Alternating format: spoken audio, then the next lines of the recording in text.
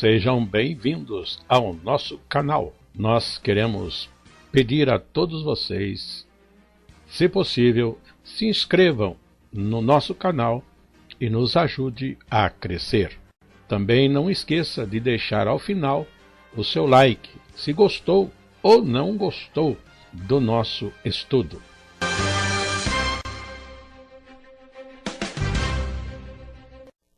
O programa a seguir é de inteira responsabilidade de seus idealizadores e apresentadores.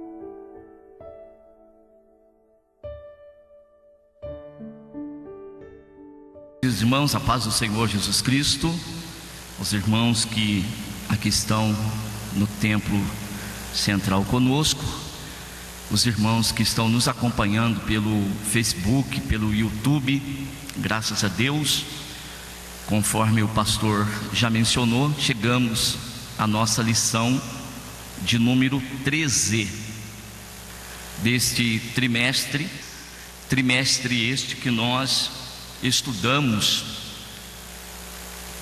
aqui a respeito dos estudos a respeito de Jesus, os ensinos de Jesus.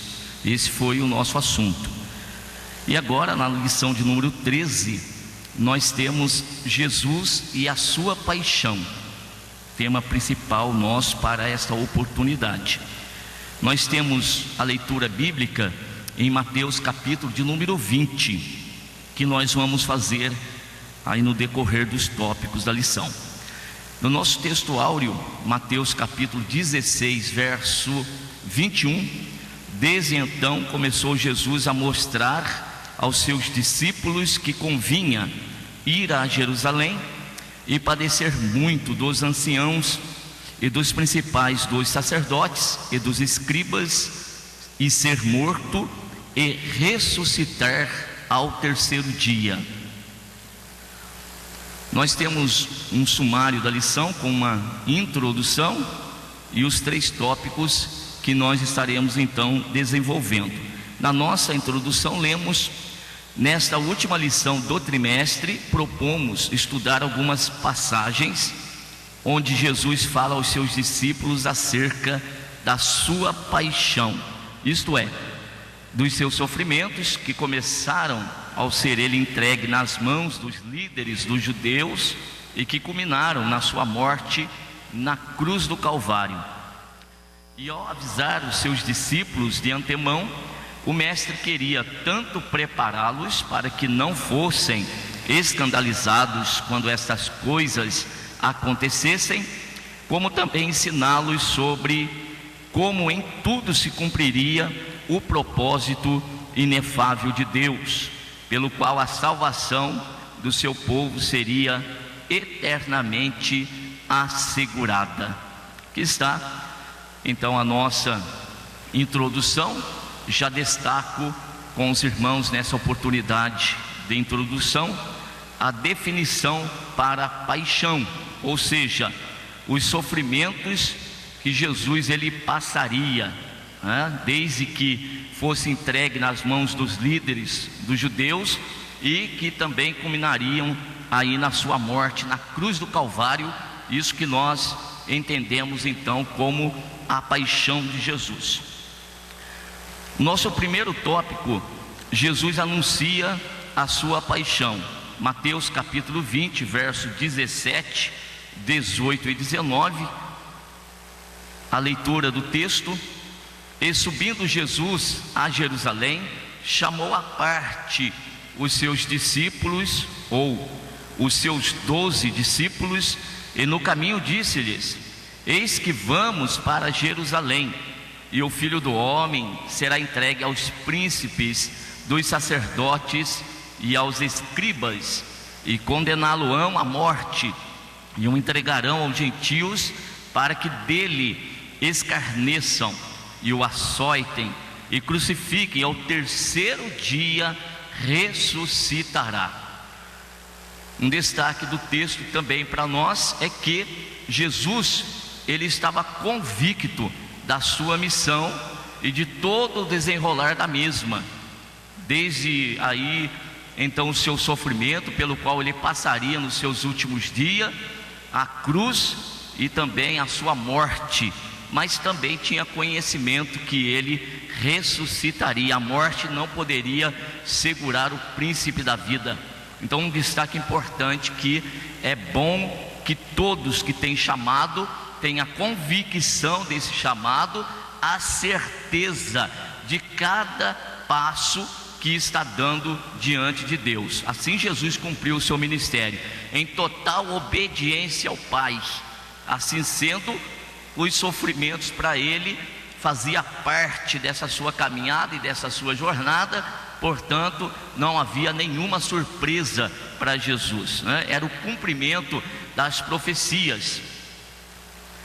Nosso primeiro parágrafo desse primeiro tópico, que Jesus anuncia a sua paixão, nós lemos: esta é uma das 3 ocasiões onde o Senhor Jesus faz menção aos seus sofrimentos e à sua morte, seguida pela sua ressurreição, sendo esta a última e mais próxima do tempo em que estas coisas aconteceram. O relato de Marcos acrescenta que os discípulos estavam atemorizados na medida em que se aproximavam de Jerusalém, e isso sem dúvida reflete o receio deles de que os líderes dos judeus pudessem fazer algum mal contra o mestre.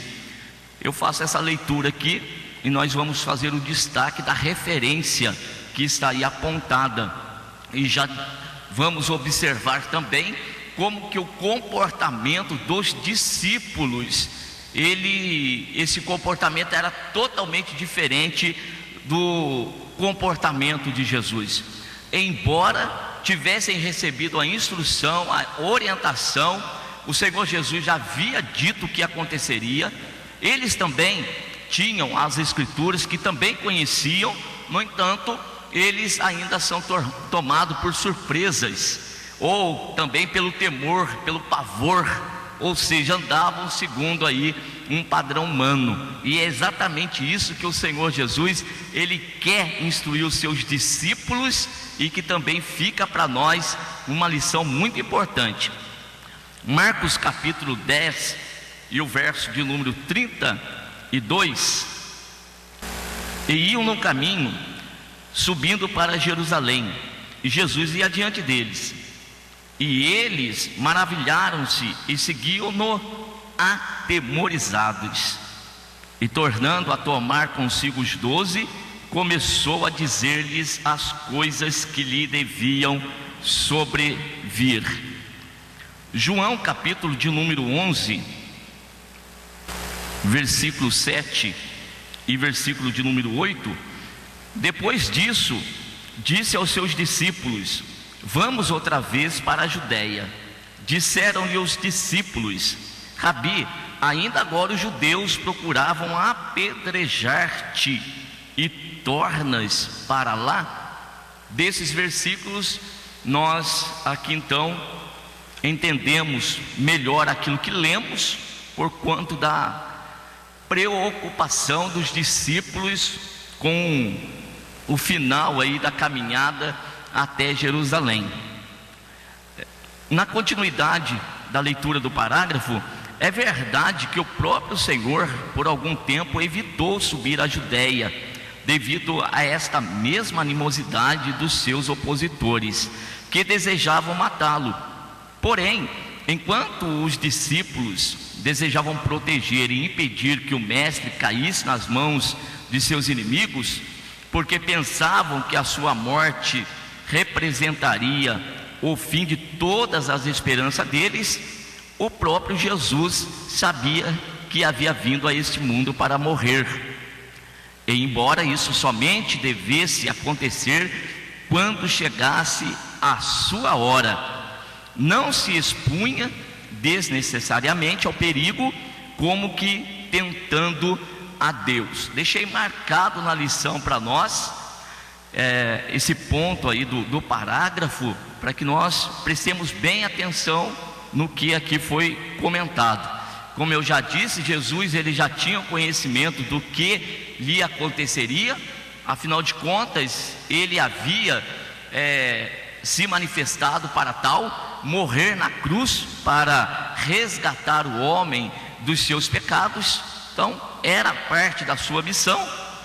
Agora, embora devesse isso acontecer, tinha uma hora marcada, tinha uma hora oportuna para o propósito de Deus se cumprir, de modo que Jesus não ficava abusando.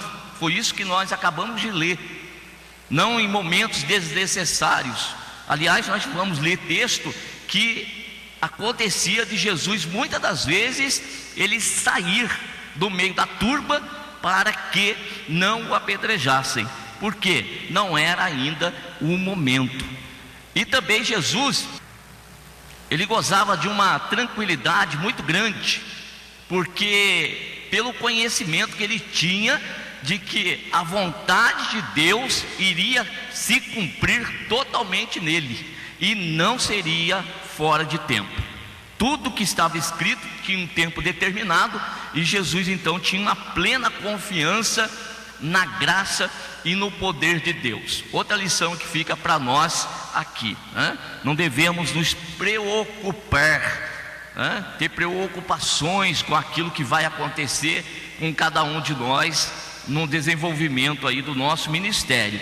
Tudo que Deus tem preparado para nós vai ocorrer no seu devido tempo, seja coisas boas, seja também aquelas que nós, muitas das vezes, pelo olhar humano, nós consideramos desagradáveis, ruins. No entanto, tudo faz parte do ministério, e isso aqui é para nos trazer tranquilidade. Vamos ler aqui em João, o Evangelho segundo registrou João, capítulo 7, e o verso de número 1 até o verso de número 6. Depois disso, Jesus andava pela Galileia, e já não queria andar pela Judéia, pois os judeus procuravam matá-lo. E estava próxima a festa dos judeus, a dos tabernáculos. Disseram-lhe, pois, seus irmãos: sai daqui, vai para a Judéia, para que também os seus discípulos vejam as obras que fazes. Porque não há ninguém que procure ser conhecido que faça coisa alguma em oculto. Se faz essas coisas, manifesta-te ao mundo, porque nem mesmo os seus irmãos criam nele. Disse-lhes, pois, Jesus: ainda não é chegado o meu tempo, mas o vosso tempo sempre está pronto. Um versículo que nos mostra que Jesus tinha um conhecimento pleno de todo o momento aí do seu ministério. Mateus capítulo 4, voltem um pouquinho para Mateus, o Evangelho segundo registrou Mateus capítulo 4, versículo 6 e o versículo de número 7. Disse-lhe: se tu és o Filho de Deus, lança-te daqui abaixo, porque está escrito: aos seus anjos dará ordens a teu respeito, e tomar-te-ão nas mãos, para que nunca tropeces em alguma pedra. Disse-lhe Jesus: também está escrito: não tentarás o Senhor teu Deus. Está aqui para corroborar aquilo que acabamos de fazer a leitura. Então Jesus nunca tentava o Pai, embora contasse com a ajuda, com a proteção, com o poder do Senhor Deus sobre a sua vida. Mas quando ele tinha de ficar resguardado, de estar no meio daquele povo que queria apedrejá-lo, ele assim o fez. No nosso segundo parágrafo nós lemos: mas a fim de preparar os seus discípulos para aquela hora terrível, o Senhor mostra, ao avisá-los de antemão, que não somente estava ciente das coisas que estavam para acontecer, mas que tais coisas não despertavam nele o mesmo temor que nos discípulos, pois ele estava disposto a enfrentá-las, e que isto não havia sido revelado para interromper a jornada deles até Jerusalém. Nessa jornada, essa é a última caminhada de Jesus, é a última vez que ele faz esse percurso, indo em direção a Jerusalém, pois nesse último ele seria preso e realmente julgado. Mas quando Jesus ele fala aos discípulos, não era para que estes fossem tomados pelo temor, pelo pavor, e ficasse assim controlado por um sentimento humano. Ao contrário, era para que eles estivessem seguros, e que quando acontecesse, eles já sabiam de antemão, né? É assim que o Senhor Deus sempre faz conosco. Muitas das vezes mostra uma visão, às vezes nós temos um sonho, às vezes nós recebemos uma palavra profética a respeito de determinadas coisas, e daí nós temos que ter graça, sabedoria, buscar de Deus a inteligência espiritual para entender se é para nós desviarmos o curso, ou então é para nós estarmos preparados para enfrentar determinado problema. De repente recebemos de Deus aí um aviso e queremos recuar, ficamos com medo. Nós lemos isso também na última vez que Paulo ele vai para Jerusalém. Vai acontecer a mesma coisa quando aquele profeta Ágabo ele chega e se prende com a cinta, e vai dizer: assim vão fazer com o varão a quem pertence esta cinta. E os irmãos ali na casa de Filipe, o evangelista, eles ficam atemorizados e começam a chorar, e não querem deixar Paulo ir para Jerusalém. E Paulo vai dizer também: o que vocês estão fazendo? Me entristecendo o meu coração. Ora, eu não só estou pronto a ir para Jerusalém e ser preso lá pelo nome do Senhor, como também a morrer por ele. Paulo também deixou muito claro o tempo do seu ministério, o quanto ele realmente sofreu, conforme aquela palavra de Atos capítulo 9, verso 15, verso 16. Mas em tudo que ele sofreu, nunca perdeu a sua vida, jamais. Até mesmo quando foi picado por aquela víbora lá na ilha de Malta, escapando do mar, uma víbora lhe pica as mãos, né? Ou lhe pica a mão ali na ilha de Malta, e os bárbaros ficaram apavorados. Aquele homem não morreu, e a víbora ela mataria em questão de segundos, e ficaram observando para ver se ele ia inchar, e não acontece nada com Paulo. Por quê? Porque Deus lhe havia falado no navio ainda, antes do naufrágio, que convinha que ele fosse até Roma e lá testificasse do nome do Senhor, como testificara lá em Jerusalém.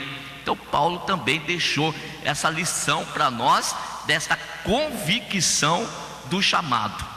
Então nós estamos na caminhada, cada um aí tem, né, aí o seu ministério, cada um tem a sua particularidade no ministério. Nem todos vão sofrer como de repente Jesus sofreu, ou como Paulo também sofreu, mas teremos aí, né, os percalços da caminhada. Mas tenhamos sempre conosco a palavra de Deus, pois ela é que vai confortar aí o nosso coração. Lucas capítulo de número 12, verso de número 50. Importa, porém, que eu seja batizado com certo batismo, e como me angustio até que venha a cumprir-se.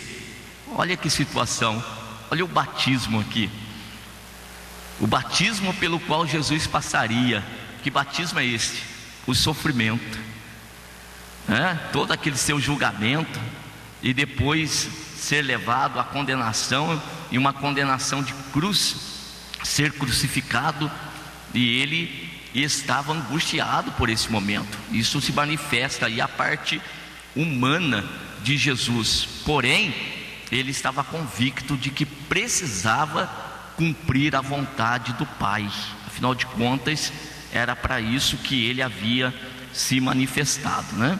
No capítulo de número 13, logo em seguida, aí, o verso de número 32 e o verso de número 33, ele respondeu: ide e dizei àquelas raposas: eis que eu expulso demônios, efetuo curas hoje e amanhã, e no terceiro dia sou consumado.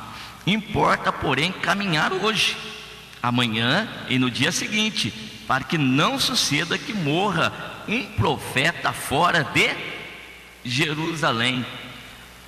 É uma expressão que Jesus colocou para eles quando eles queriam apedrejá-lo, ou então prendê-lo, e Jesus vai dizer: este não é o momento.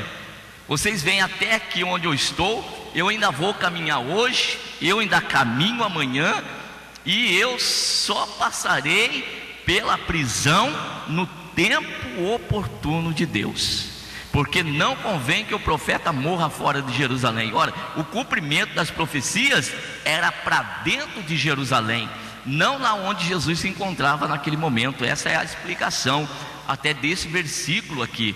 Então vamos entender. Olha a certeza de Jesus do tempo, olha a certeza de Jesus do lugar onde ele seria então crucificado. Bom, além disso, a revelação da paixão de Cristo aos seus discípulos não tinha o propósito de incitá-los a tentar impedi-la, pois tudo fazia parte do propósito divino, conforme anteriormente anunciado pelos profetas. Embora somente depois da ressurreição eles tenham compreendido a inevitabilidade e o bem maior alcançado pela morte de Cristo.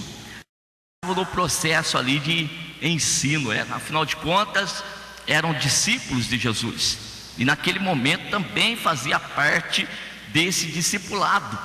Então não era o propósito de Jesus, não era para formar um grupo de homens e, ao falar de sofrimento, de prisão em Jerusalém, fazer com que os seus discípulos impedissem isso de acontecer. De jeito nenhum. Era para que eles, quando acontecesse, eles ficassem tranquilos em saber que se cumpriu aquilo que o Senhor havia falado. Mas na realidade não é o que vai acontecer com eles, né? Capítulo 18 de Lucas, o verso 31 até o verso de número 34. E tomando consigo os 12, disse-lhes: eis que subimos a Jerusalém, e se cumprirá no Filho do Homem tudo o que pelos profetas foi escrito, pois há de ser entregue às gentes, escarnecido, injuriado e cuspido, e havendo-o açoitado, o matarão, e ao terceiro dia ressuscitará. E eles nada disto entendiam, e essa palavra lhes era encoberta, não percebendo o que se lhes dizia. Daqui, olha, a palavra que Jesus fazia ou dizia estava ainda para eles encoberta. Embora Jesus estivesse ali ensinando, instruindo, para eles ainda estava encoberta. Estavam recebendo a mensagem, estavam guardando dentro do seu coração, mas ainda faltava algo. E o que estava faltando? Estava faltando a revelação de Deus sobre aquela palavra que Jesus estava dizendo.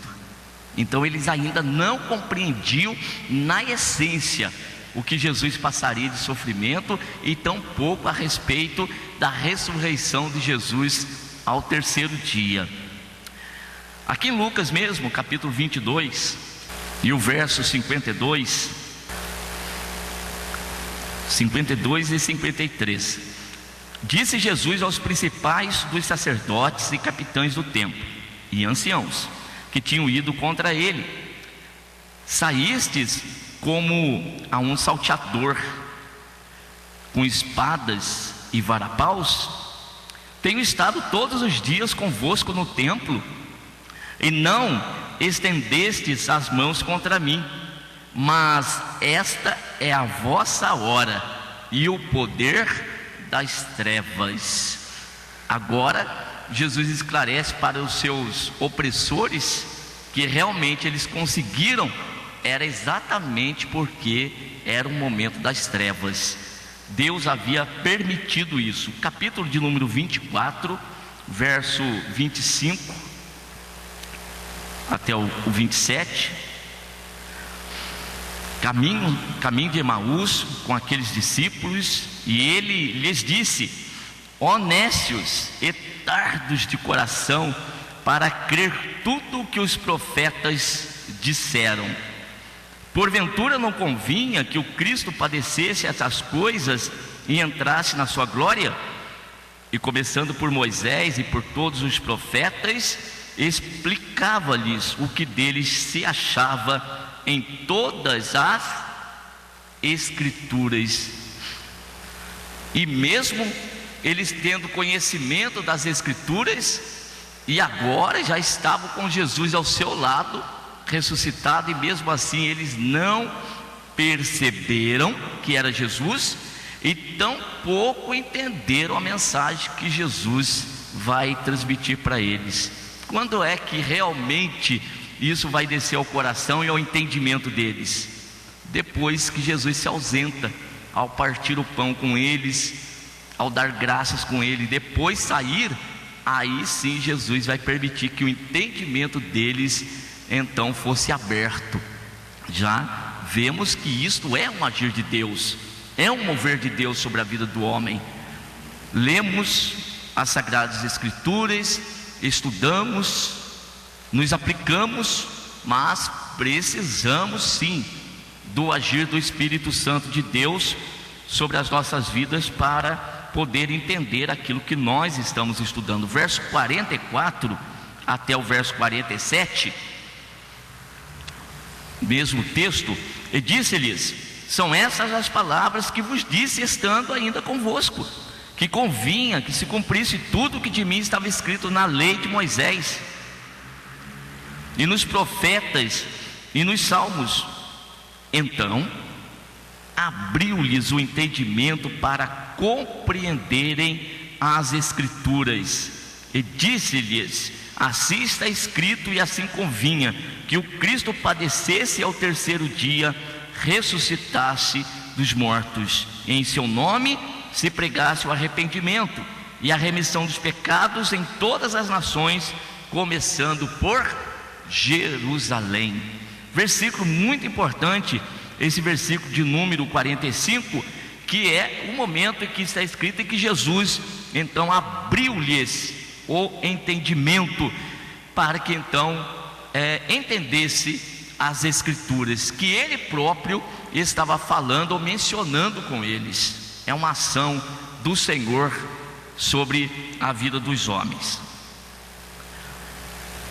Esse então foi o tópico a respeito de Jesus anunciar a sua paixão.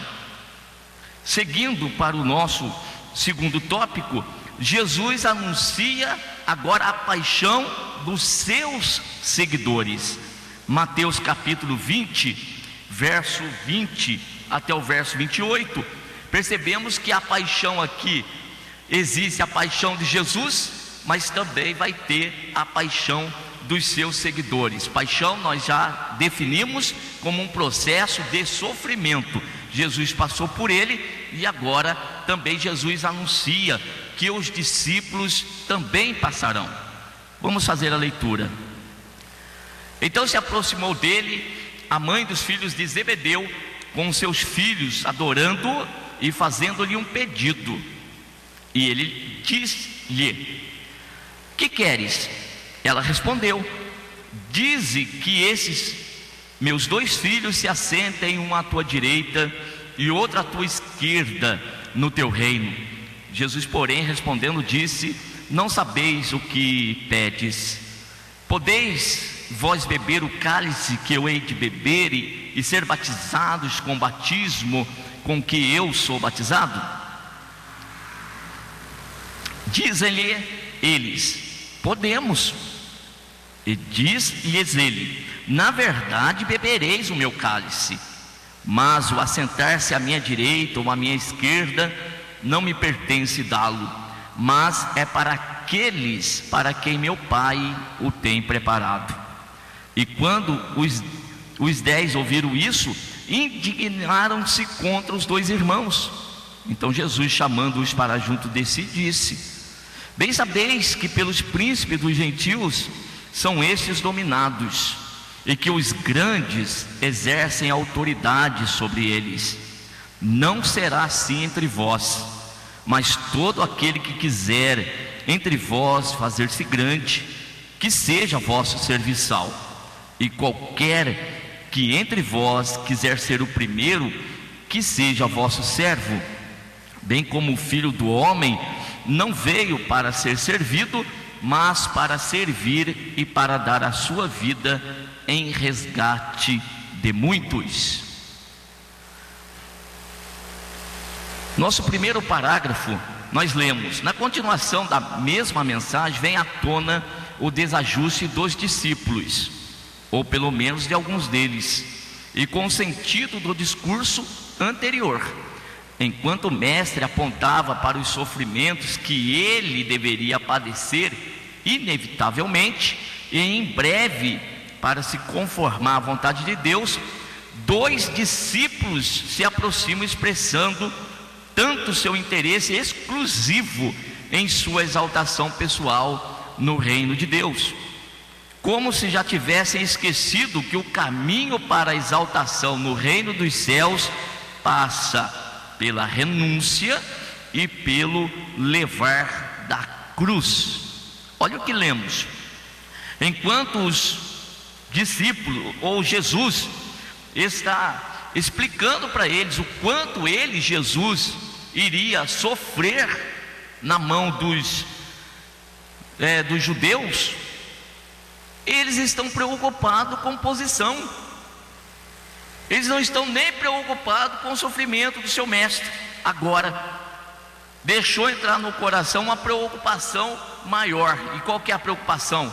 Consigo mesmo, com a posição que eles ocupariam no reino de Deus. Se esquecem do sofrimento do seu mestre. Mateus capítulo 16, olha só, para entendermos bem esse texto de Mateus capítulo 16.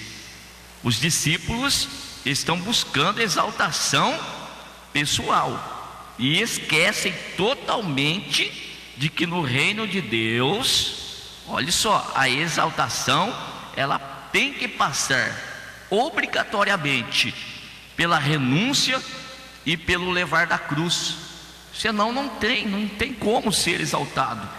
Capítulo 16 então de Mateus, verso 21, nós lemos até o verso de número 26. Desde então começou Jesus a mostrar aos seus discípulos que convinha ir a Jerusalém e padecer muito dos anciãos, dos principais, dos sacerdotes, dos escribas, e ser morto, ressuscitar ao 3º dia. E Pedro, tomando-o de parte, começou a repreendê-lo, dizendo: Senhor, tem compaixão de ti, de modo nenhum te acontecerá isso. Ele, porém, voltando-se, disse a Pedro: para trás de mim, Satanás, que me serves de escândalo, porque não compreendes as coisas que são de Deus, mas só as que são dos homens. O que é entender as coisas pertinentes aos homens? É que diante dos homens, eles não estão dispostos a pagar preço de sofrimento. Eles entendem que é só para chegar numa posição alta, é pelo seu próprio esforço, e que não precisa se submeter a nada. E Jesus mostra que no reino de Deus é o contrário. Se alguém quiser ser exaltado, primeiro vai passar pela humilhação. Quer ser primeiro? Tem que começar sendo o último. Então isso é o reino de Deus. É o que na realidade aqueles que andam segundo a carne, e muitas das vezes impulsionados pelo diabo, não querem pagar preço de renúncia e não querem pagar preço de cruz, de forma nenhuma. Já querem aparecer no topo da escada, né? Já querem aparecer lá em cima. Agora, isso é reino dos homens. E quem andar segundo a carne e muitas das vezes impulsionado pelo diabo, realmente nunca vai entender as coisas que são relativas a Deus. Não vão entender. Então é esta a lição que nós temos aqui. Continuando a nossa leitura do parágrafo, como também a presunção de que poderiam se equiparar ao mestre, assentando-se à sua direita e esquerda. Olha só, eles têm aí um desejo de exaltação. Esse é o primeiro propósito deles, exaltação pessoal. Ainda outra, de querer se igualar ao seu próprio mestre. Bem, vai querer ser igual ao mestre? Então tem que passar por tudo aquilo que também o mestre passou. Quer seguir as pisadas de Jesus? Por onde elas passam? Então tem que passar por elas. Jesus recebeu do Pai um nome que é sobre todos os nomes? Sim. Agora, os seus discípulos já querem serem levados automaticamente para a posição em que Jesus se encontra agora? Não. Tem que passar por tudo aquilo que o mestre também passou.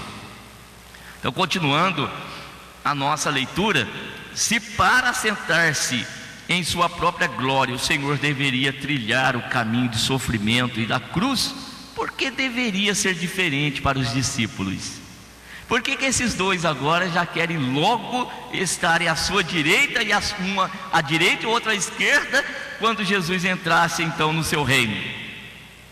Daí a resposta: não sabeis o que pedes. Mas mesmo apresentando a sua própria cruz, aqui comparada a um cálice e a um batismo, os discípulos se mostram inabaláveis em sua presunção, incapazes de imaginar as implicações de sua resposta: podemos. Então, quando Jesus disse: vocês podem beber o cálice que eu vou beber, eles afirmam categoricamente: podemos. Não sabem o que estão dizendo. Depois que veio Jesus realmente bebendo o cálice, passando pelo batismo que mencionou, vão parar para refletir um pouquinho, e parece que não vão seguir muito bem na jornada aí. Então, continuando, mas assim como se beneficiariam da morte de Cristo, mesmo não compreendendo a sua importância a princípio, do mesmo modo era necessário que fossem feitos semelhantes ao mestre, trilhando o mesmo caminho da cruz, mesmo não compreendendo isto por ora. E acrescentamos que nas pessoas desses dois discípulos o Senhor deixa uma lição para todos nós. Antes de pensarmos na exaltação, na honra, porque quem de repente não quer ser lembrado, quem não deseja de repente ser honrado não é pecado, de forma alguma. Agora, como que estamos desejosos disso? E com qual propósito? De repente somente para aparecer? Buscar o destaque entre os demais? Existia ali 12 discípulos, e 2 querem se sobressair aos outros 10, querendo passar à frente dos outros. Isso de forma alguma demonstra uma boa liderança para a qual eles estavam sendo preparados para serem líderes. De forma alguma. O bom líder é aquele que sempre deixa o outro passar à sua frente, se este não for o seu momento. É assim que um bom líder vai se comportar. Enquanto não chegar a minha vez, é a vez de quem? Então nós oramos por aquele para o qual pertence a vez, irmãos. Precisamos aprender isso. Não logo já querer passar na frente e buscar um destaque que nem é o momento oportuno para tal. É necessário aprender com o Senhor isso. Tudo que o Senhor Deus, Ele tem para nós, vai chegar na nossa mão. Sim ou não?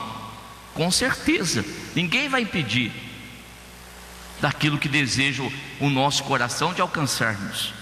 Porém, é no momento e no tempo de Deus. João capítulo 12. Vamos fazer a leitura. Verso 23 até o verso de número 26. E Jesus lhes respondeu dizendo: é chegada a hora em que o Filho do Homem há de ser glorificado. Na verdade, vos digo que se o grão de trigo caindo na terra não morrer, fica ele só, mas se morrer, dá muito fruto.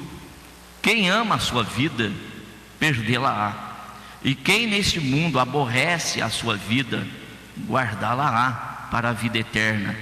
Se alguém me serve, siga-me, e onde eu estiver, ali estará também o meu servo. E se alguém me servir, meu Pai o honrará. A quem pertence então a honra? Pertence ao Pai. É Ele quem vai conceder. Não é eu, não vai ser eu que vou pedir, ou até mesmo buscar de repente em detrimento de outros irmãos, de forma alguma. Nós devemos é servir. Fomos chamados para servir. Estamos sendo ensinados por Jesus para servir, e servir bem, servir a igreja, servir aos irmãos, servir aqueles que precisam. E a honra, no momento oportuno, o Senhor vai conceder. Então vamos servir ao Senhor Jesus. E conforme nós acabamos de ler, aquele que me serve, meu Pai o honrará. Lembrando de Provérbios que antes da honra, o que vem? Humildade. A humildade sempre vai preceder a honra. E a atitude desses dois irmãos aqui em nada demonstra a tal humildade, que deve ser uma característica imprescindível na vida daquele que quer andar com Jesus, andar no seu reino. Romanos capítulo 8, verso de número 36, como está escrito: por amor de ti somos entregues à morte todo dia, fomos reputados como ovelhas para o matadouro, mas em todas estas coisas somos mais do que vencedores por aquele que nos amou. Está aí a mensagem de Paulo aos irmãos que estavam em Roma. Nós, na realidade, devemos a cada dia nos considerar mortos, sepultados, não desejando aí buscar a honra. No segundo parágrafo desse nosso segundo tópico, nós lemos: por outro lado, Jesus também corrige estes discípulos, condenando o sentimento carnal que os levou a considerar que o reino de Deus seria de tal natureza que poderiam se sobrepor aos seus semelhantes, proferindo-se em honra a si mesmos. E a partir da instrução sobre humildade e amor ao próximo contida nas palavras desta correção, assunto que já consideramos em lição anterior, chamamos a atenção para a explicação do propósito divino na morte de Cristo, pela qual não apenas o próprio Senhor entraria na sua glória, mas muitos outros seriam eternamente beneficiados com a salvação. Olha quanta bênção, quanta glória esse seu sofrimento, a sua morte traria para muitos, inclusive nós que aqui estamos hoje na presença do Senhor. E pensar que no momento atrás, sem compreender aquilo que estava acontecendo, sem compreender o propósito de Deus, Pedro estava se opondo aquela grande obra. Então falar que Deus, Ele vai nos usar e que nós teremos um ministério próspero, um ministério abençoado, no que implica? Só rosa? Não, tem também, a rosa tem os seus espinhos, e cada um deve realmente entender que foi chamado por Deus para trabalhar, para servir em um determinado lugar, de modo que alguns o Senhor chamou para trabalhar com 10 pessoas, com 5, outros o Senhor chamou para trabalhar com 500 pessoas, outros trabalham com 1000, outros trabalham ainda com um número ainda maior. Quem determina isso? O esforço de cada um? A aplicação de cada um? A habilidade de cada um?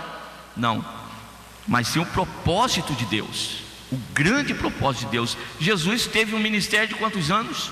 Propriamente dito, ministério, 3 anos e meio, mais ou menos. Paulo, quanto tempo de ministério teve? E Pedro? E Estevão? Quanto tempo de ministério teve Estevão? Ao menos registrado na Sagrada Escritura que nós lemos, Estevão foi conhecido por uma pregação expositiva, e depois disso ele foi apedrejado. Então cada um tem o propósito de Deus na sua vida, e devemos estar convictos disso, para que nós não venhamos cair nesses laços, nesses embaraços que, ao invés de nos ajudar, vai atrapalhar de progredirmos no propósito que Deus tem para nós. A obra que Jesus realizou nesse período de instrução aos seus discípulos e até a sua morte, olha o que lemos em João capítulo 3, verso de número 16, conhecidíssimo versículo, mas faço questão de fazer a sua leitura. Porque Deus amou o mundo de tal maneira que deu seu Filho unigênito, para que todo aquele que nele crê não pereça, mas tenha a vida eterna. Olha a morte de Jesus, olha o ministério de Jesus, olha o sofrimento de Jesus, enquanto que outros estão preocupados com posição. Hebreus, escritor aos Hebreus, capítulo 5, verso 8 e 9: ainda que era filho, aprendeu a obediência por aquilo que padeceu, e sendo ele consumado, veio a ser a causa de eterna salvação para todos os que lhe obedecem. Filho, ainda que sendo filho, aprendeu a obediência. E como agora, como discípulos, aprendizes de Jesus nessa nossa jornada e nessa nossa caminhada, nós não vamos buscar aprender também, obedecer ao Senhor em tudo aquilo que Ele tem nos pedido. E daí nós temos o dever de meditar na palavra do Senhor, de conhecê-la e também de colocá-la em prática no nosso dia a dia. Quando nós buscamos conhecer as Sagradas Escrituras, nós estamos realmente tendo entendimento da nossa caminhada e da nossa jornada, e ainda temos que cada um aí da forma individual tem uma palavra específica de Deus para a sua vida no tocante ao ministério, ao chamado que tem do Senhor. Então vamos aprender a obedecer ao Senhor Deus, obedecer também aos nossos pastores, obedecer também aos nossos líderes. Isso aí nos faz crescer na presença do Senhor e entender aquilo que o Senhor Deus tem para a nossa vida. Vamos perceber que esse aprendizado que acontece na nossa vida de forma gradual, nós não podemos perder sequer um dia, viu? Vamos aproveitar todos os dias que nós temos na presença de Deus para esse aprendizado. Todo dia o Senhor está nos ensinando de uma forma ou de outra. Nós estamos aprendendo. Fiquemos atentos para as lições que o Senhor Ele tem nos trazido. Aqui nesse tópico que ora terminamos, Jesus anuncia a paixão dos seus seguidores. Então, como que eles passariam também por sofrimento? Primeiro, pela própria morte do seu mestre, em que eles sempre estavam se resguardando, confiando, e agora eles percebem, eles veem Jesus sendo preso. Pedro chega num ponto de negar Jesus, não é verdade? 3 vezes nega ao Senhor. Os discípulos, quando viram que Jesus estava preso e sendo levado para ser condenado, e depois também morre, eles vão voltar a consertar a rede para pescar. Esqueceram-se de toda a instrução que receberam, instrução que já disse e repito, que receberam pelas próprias leis e os profetas que eles tinham conhecimento, e também das instruções do próprio Jesus com eles, aplicando cada conhecimento desses com eles ali, e eles se esqueceram. Agora imagine aqueles que estavam com Jesus durante, vou arredondar, 3 anos, direto, de dia e de noite, sendo instruídos, chegaram ao ponto de humanamente se esquecerem de tudo aquilo que receberam. Agora imagine nós, que nos dias pelos quais nós passamos, temos esse momento de meditação, temos os cultos, temos a escola bíblica dominical, ou um estudo bíblico, mas quanto tempo ficamos sem contato com a Bíblia Sagrada? Então esse tempo que nós ficamos sem contato com ela é muito perigoso. Então, de modo que nós sempre temos que andar em espírito. O que aprendemos hoje aqui, vamos levar para amanhã, para depois. O que aprendemos nos cultos, vamos levar também para os dias seguintes.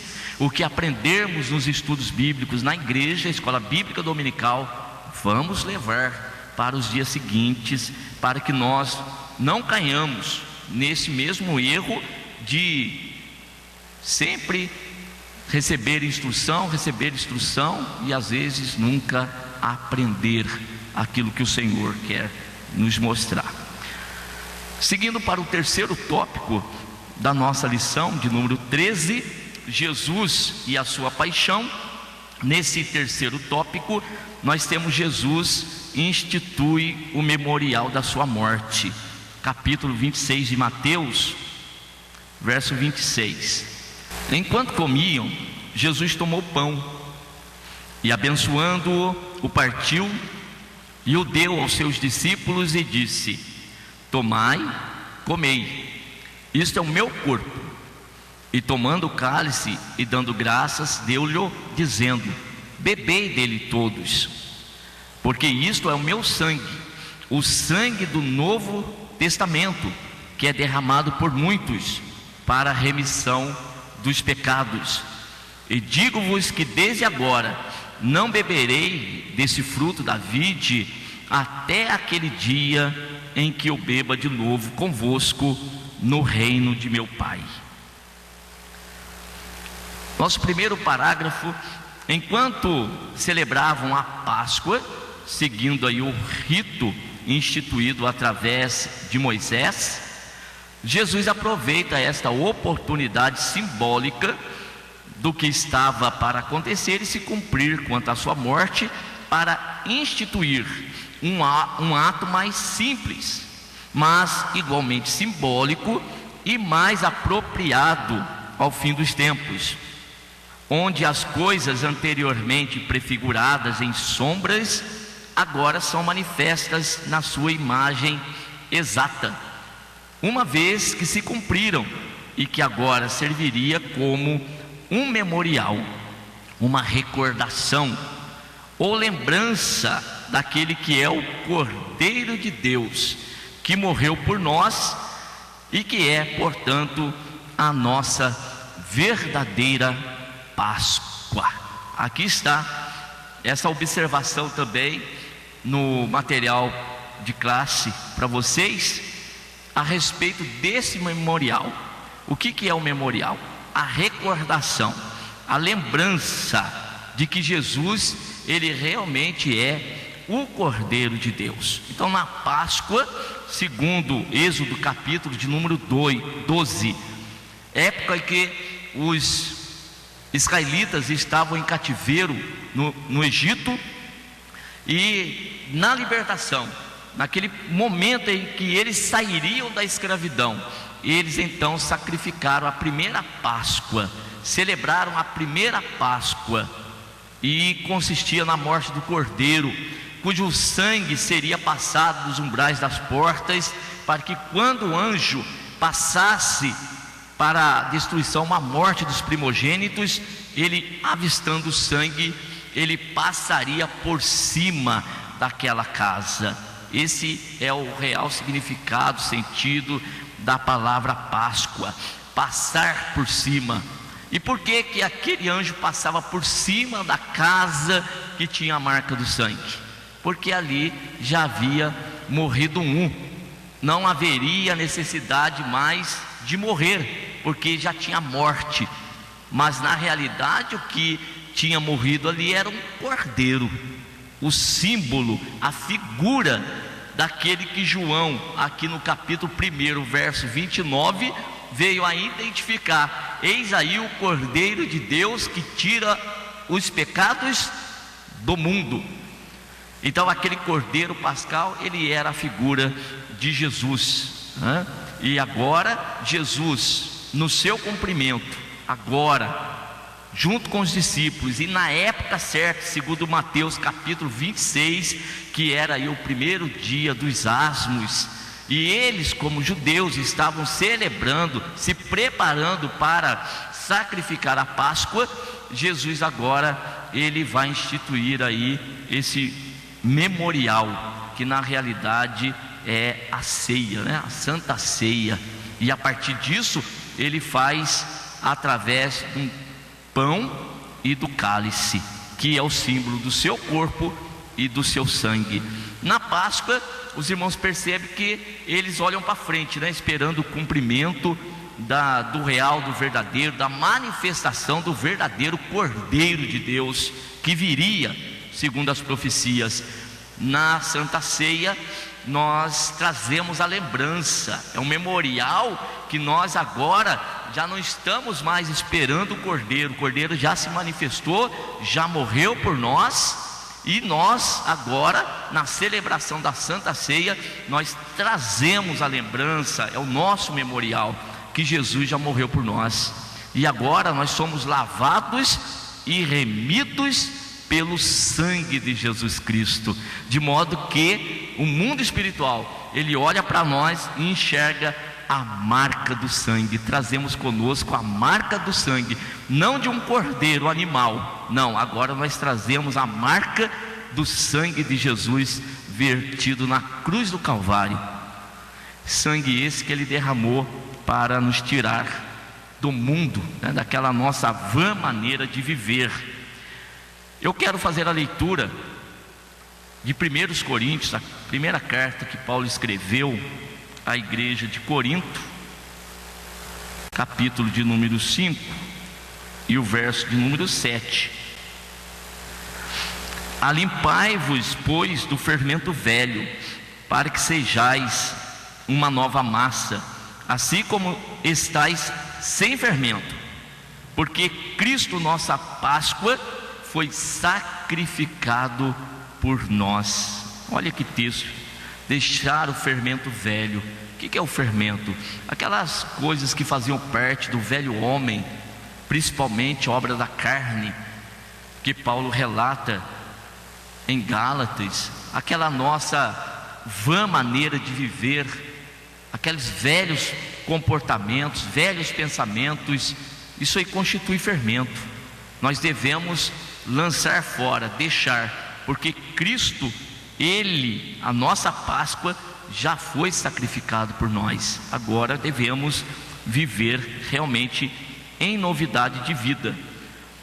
A primeira carta do apóstolo Pedro, capítulo 1, verso de número 18, 19 e 20: sabendo que não foi com coisas corruptíveis, como prata ou ouro, que fostes resgatados da vossa vã maneira de viver, que por tradição recebestes dos vossos pais, mas com o precioso sangue de Cristo, como de um cordeiro imaculado e incontaminado, o qual na verdade em outro tempo foi conhecido, ainda antes da fundação do mundo, mas manifestado nesses últimos tempos por amor de vós. Então o nosso resgate foi pago um alto preço, preço do sangue de Jesus, ou seja, a sua vida que foi dada por nós naquela cruz, e por meio da sua morte, então nós fomos resgatados, e na sua ressurreição revivemos. Na sua morte Jesus paga o preço do resgate, está pago. Ele agora vai reivindicar o direito que tem sobre a vida daqueles que Ele, Deus, tem escolhido e tem chamado. E na sua ressurreição ressuscitamos com Ele, conforme Paulo escreve aos Efésios. Assim como Deus com seu poder ressuscitou seu Filho dentre os mortos, nós também que cremos ressuscitamos com Ele, e Ele, Deus, nos fez assentar nos lugares celestiais em Cristo Jesus. Então você não está mais naquela velha vida, eu não estou mais naquela velha vida, agora eu ando em novidade de vida, agora eu estou assentado num lugar excelente, eu estou num lugar celestial e estou em Cristo Jesus. Olha que maravilha. Então, e o memorial, cada vez que nós tomarmos do pão e do sangue, devemos trazer a memória, essa lembrança e tudo que Jesus ele realizou por nós. No segundo parágrafo desse terceiro tópico, procurando ser breves sobre um assunto que poderia se estender em diferentes direções, visamos apenas o propósito do memorial da morte de Jesus. Ao instituir este ato como uma prática constante na vida dos seus discípulos, o Senhor manifestou o seu desejo de que a sua morte fosse comemorada, isto é, lembrada solenemente na assembleia ou congregação dos fiéis, primeiramente como uma morte sacrificial. Daí o uso distinto de dois elementos, o pão e o cálice, ou fruto da vide, que fazem alusão direta à forma da morte de Cristo, onde não apenas o seu corpo, embora não tivesse nenhum osso quebrado, foi moído, ferido e aviltado, mas também seu sangue foi vertido profusamente. Depois, esta comemoração inclui o aspecto de que todos nós fomos feitos participantes desses elementos. Tomando do pão, bebendo do cálice, confessamos e corroboramos nossa fé de que estamos entre aqueles pelos quais a apresentação do corpo e do sangue de Cristo em oferta sacrificial a Deus alcançou e assegurou o supremo e glorioso dom da vida eterna. Daí também a tremenda profanação daqueles que participam do ato levianamente, como se desprezassem a igreja de Deus adquirida através desse sacrifício, ou como se pudessem dispor do benefício da vida eterna como bem entendessem. Está aqui o alerta para nós quando nos reunimos para a Santa Ceia. Tomamos do pão e do cálice, e com isso nós trazemos então a lembrança, a morte de Jesus, o preço que foi pago para eu estar aqui junto com você. Nós estamos juntos, nós temos a presença de Deus conosco agora, sentimos que fomos reconciliados com Deus. Devemos sempre nos lembrar, foi pago um alto preço. E que preço que foi? A morte de Jesus, o seu sangue derramado naquela cruz. Nunca devemos nos esquecer disso, para que possamos a cada dia valorizar cada vez mais esta graça maravilhosa que nos alcançou. João capítulo 6, verso 53, trata aqui de Jesus mostrar para os seus discípulos e aquele grupo grande que estava com ele, que deveriam comer do seu corpo e beber do seu sangue, que sem isso eles não gozariam de vida. E aqueles homens, não entendendo muito bem aquilo que Jesus estava falando, percebam, um pensamento humano, um raciocínio humano, não compreenderam, disseram: quem pode suportar isso? E abandonaram Jesus. E a partir daí, muitos já não andaram mais com ele. Foi a época o momento em que Jesus vai dizer para os seus discípulos: e vocês também não querem ir? Mas Pedro toma a palavra e vai dizer: para quem? Não é para onde, né? É para quem iremos nós? Só tu tens palavras de vida eterna. Então, essa foi a posição aqui colocada. Hebreus capítulo de número 10, é o texto que eu quero fazer essa leitura, pois é uma exortação para todos nós a respeito de não considerarmos o grande sacrifício de Jesus naquela cruz. Hebreus capítulo 10, versículo 26 até o versículo de número 29. Porque se pecarmos voluntariamente, depois de termos recebido o conhecimento da verdade, já não resta mais sacrifício pelos pecados, mas uma expectação horrível de juízo e ardor de fogo, que há de devorar os adversários. Quebrando alguém a lei de Moisés, morre sem misericórdia, só pela palavra de 2 ou 3 testemunhas. De quanto maior castigo cuidais vós, será julgado merecedor aquele que pisar o Filho de Deus e tiver por profano o sangue do testamento com que foi santificado e fizer agravo ao Espírito da graça. Percebam, se na época das figuras, daquilo que era sombra, já tinha um rigor com a prática da lei, agora, e na época da graça, em que não é sangue de cordeiro, de bode, mas é o sangue de Jesus Cristo vertido naquela cruz. Olha o valor. Como agora vamos participar de forma leviana de uma santa ceia, ou até mesmo estar numa reunião?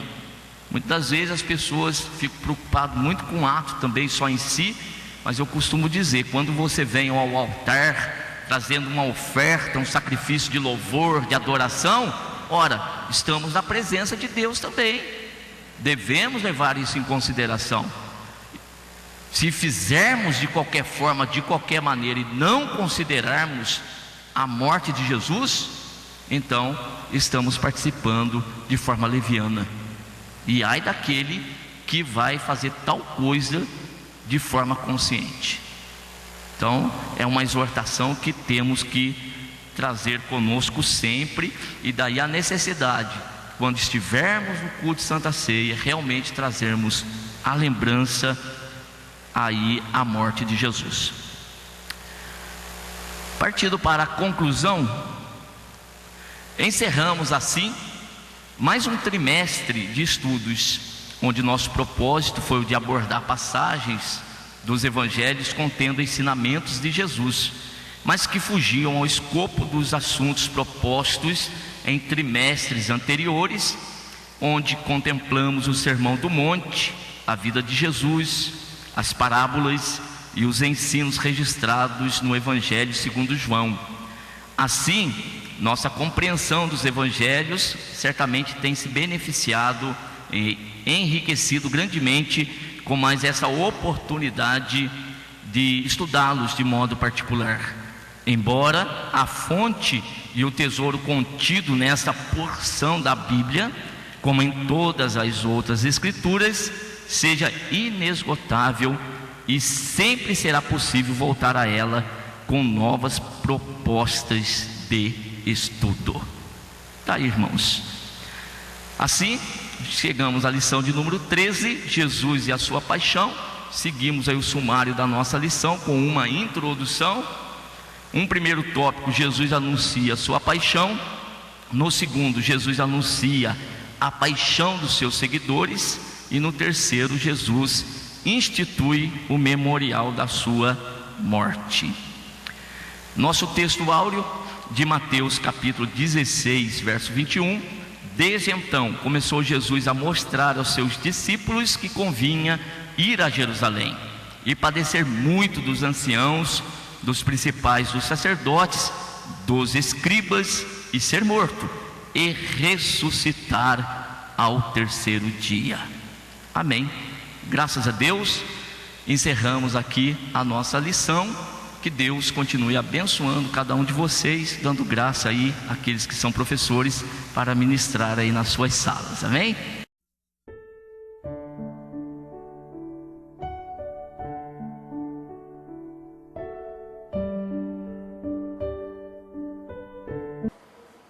Primeiramente, quero agradecer a todos que sintonizam o nosso canal. Canal voltado principalmente à transmissão, à divulgação da Palavra de Deus. E ao encerrar o estudo desta noite, eu quero pedir a todos vocês, os que ainda não são inscritos em nosso canal, se inscrevam. Se inscrevam. Logo aí embaixo está aí a palavra inscreva-se. Clica nela. Somente isso. Se o estudo desta noite foi do teu agrado, você gostou, você concordou, clica aí no gostei. Gostei. Se você não gostou, é um direito seu. É um direito seu não gostar. Mas você pode manifestar isto. Para nós será importante isso. Saber que alguém não gostou. Clique no não gostei. Fácil. Não vai identificar você, nada. Simplesmente você vai expressar a sua opinião. Gostei, dedão para cima. Não gostei, dedão para baixo. E também pode, se você acha interessante compartilhar com seus amigos, compartilhe o nosso trabalho. Compartilhe. Aí embaixo, compartilhe. Você pode compartilhar no YouTube, pode compartilhar no Instagram, pode compartilhar no Facebook, pode compartilhar no Messenger, no WhatsApp. Vai simplesmente nos ajudar a crescer. Porque o nosso objetivo não é financeiro. Não é financeiro. Pode ver que os nossos trabalhos são todos sem fins lucrativos. Coopere conosco. Nos ajude. Temos também os nossos blogs, a nossa emissora na web, Rádio Net Grata Nova. Tudo isso você encontra aí embaixo na descrição do nosso vídeo, do nosso estudo. Dá uma olhada, todos os endereços estão aí, junto à descrição dos nossos estudos. E eu agradeço, primeiramente a Deus, por tudo que Deus tem feito nesses anos que nós estamos trabalhando na internet. E a você, que toda semana, entra no nosso canal. Deus te abençoe. Todo dia, toda hora, muito mais prazer em ouvir. Radionet Grata Nova. Web Rádio, a qualidade que faz a diferença, cada vez mais necessária. Rede Grata Nova de Evangelização. Acesse nosso site www.horadadecisão.com.br. Hora da Decisão, tudo junto, sem acento.